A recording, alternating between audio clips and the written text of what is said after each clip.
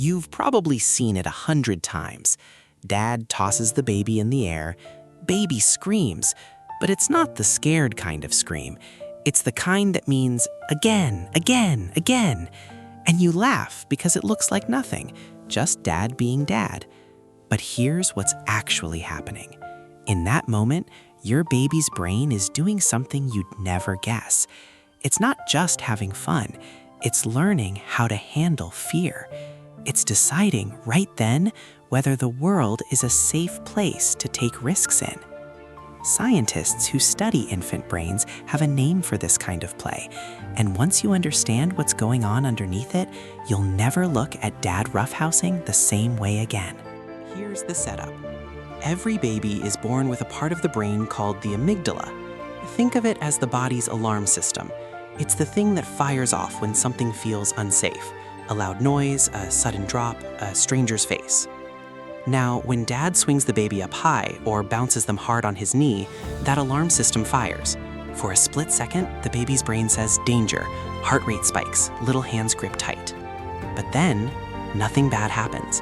Dad catches them, he's smiling. His voice is calm, maybe even excited. And that's the payoff. The baby's brain learns that the scary feeling and the safe outcome can happen at the same time. That's not an accident. Researchers believe this is one of the main jobs of rough and tumble play. It's the brain's own training ground for handling fear. It's teaching the baby's nervous system over and over. You can feel scared and still be okay. That's why kids who get more of this kind of play tend to handle new situations a little better later on. Not because they're braver by nature, because their brain has literally practiced this pattern hundreds of times. But here's the interesting part. This isn't something moms usually do the same way. And that difference isn't random. It might be built into how the two roles work together. Across a lot of studies on parent-infant interaction, one pattern keeps showing up. Moms tend to play in a calm, predictable way. Same games, same rhythm, softer voice. Dads tend to play in a way that's more unpredictable, faster, more physical, more surprising. At first, that might sound like moms are doing it right and dads are just being rowdy. But that's not what the research points to. It looks more like the two styles are doing two different jobs. The calm, predictable play from mom seems to build a baby's sense of safety and trust, the foundation. The unpredictable physical play from dad seems to build something else, the baby's ability to handle surprise, to regulate excitement, to bounce back quickly after a jolt of stress. Put those two together, and you get a nervous system that's both secure and adaptable. One parent teaches, the world is safe. The other teaches, and even when it's not predictable, I can handle it. A baby's brain is basically getting two different training programs running side by side, and neither one works as well without the other. So if that's true, it means the exact way dad plays, not just that he plays, but how, is shaping something specific in the baby's brain.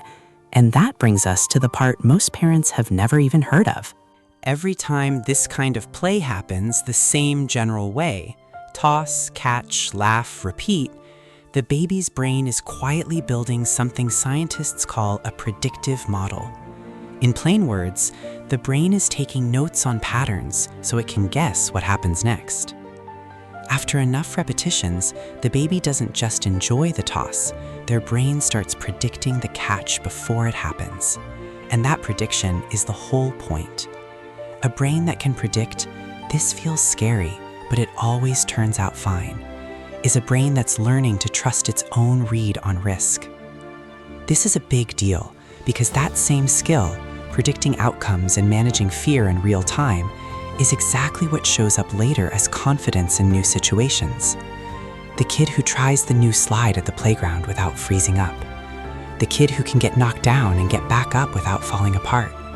A lot of that traces back to thousands of tiny reps like the ones happening on Dad's knee.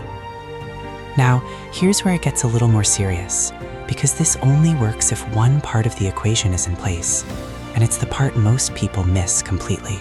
All of this only works if the play stays safe. Not just physically safe, emotionally safe. The baby has to trust deep down that no matter how wild the play gets, the parent is in control and paying attention.